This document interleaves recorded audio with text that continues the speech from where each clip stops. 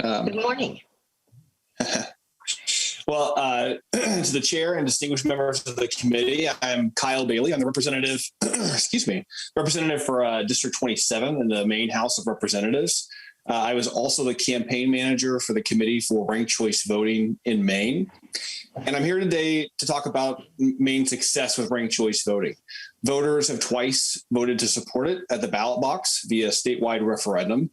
And our legislature has expanded its use to additional elections because of its popularity with voters and our smooth implementation in the state. The impetus for ranked choice voting in Maine is a strong independent spirit, not dissimilar to that of Minnesota. We frequently have independent and minor party candidates on our ballot.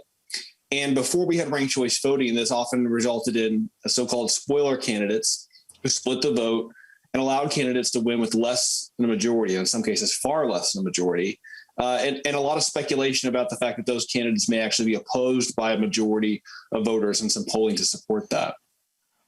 I know that Minnesota has a rich tradition of competitive races like we do in Maine, and that some of these problems exist there as well, especially in the 2020 election, which was a banner year for spoiler elections in Minnesota and across the country. Maine has solved this problem permanently by adopting ranked choice voting. We use ranked choice for all state and federal primaries, as well as in federal and presidential races. And what we found from the beginning is that it's gone off without a hitch.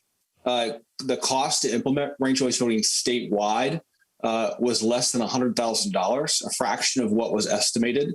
The winners of elections now have clear majorities, that there's a consensus, that coalition building and issues are first and foremost in races. In 2018, we had probably the most prominent use of ranked choice voting in our state thus far. A Democratic challenger defeated a Republican incumbent in Maine's 2nd Congressional District in the ranked choice voting instant runoff. Similarly, in 2020, Republican U.S. Senator Susan Collins won an out majority with ranked choice voting. For those who oppose it on a partisan level in our state, we found that ranked choice voting doesn't advantage one party over the other. It favors the will of the majority of voters in that district or statewide.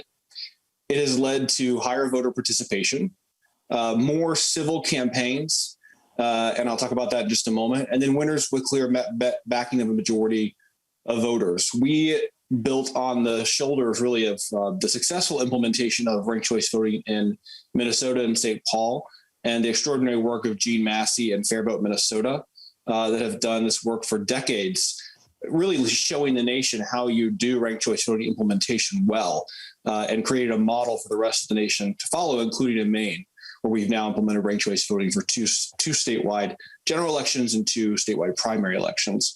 So you have a great leaders on the ground there who know how to do the education and many of the technical implementation issues as well, which was a great source of information for our Secretary of State's office and legislators.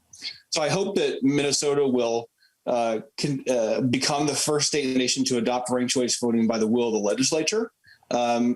Because I know that these concerns that I raised about a pick one plurality system exist there as well. And really, this reform is an opportunity to give more voice and more choice to voters. And I know that the members of the Minnesota legislature care a great deal about empowering voters and lifting up their voices. And this is a tremendous opportunity to do that with ranked choice voting. One additional comment I'll make, and I alluded to it a moment ago, about civility in campaigns. I'll give you an example of how ranked choice voting has worked in our state, my experience as a voter. In 2018, we had a 7-way Democratic primary for the gubernatorial nomination. Under the old system, someone could win with 30 or 35% of the vote. The incentive in that race would have been to perhaps knock out or beat down one of their opposing fellow Democrats in the primary and try to energize their base and turn them out to vote and beat down the others. That was not the case with ranked choice voting in that competitive 7-way Democratic primary. It was a much more collaborative and healthy competition. As a voter, I attended a number of debates, and I listened to the candidates, clearly contrast from one another, but focus on the issues. And for voters, the conversations out in the hallways before and after were not, who are you supporting? Who are you supporting? Oh, I don't like them. You shouldn't support them. There's something bad about them. You should know. Instead, the conversation was, who are your top three? Oh, the candidate you like the best, they're my third choice. Why? I really love their healthcare policy. I really love their education. It was such a much more positive, collaborative, issue-focused conversation than about personalities and negative partisanship.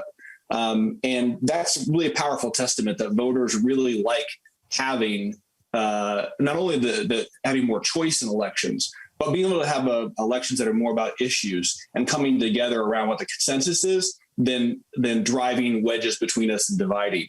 And that has been the case here in Maine with ranked choice voting. So thank you for the opportunity to testify on this important issue today and for your consideration of this issue.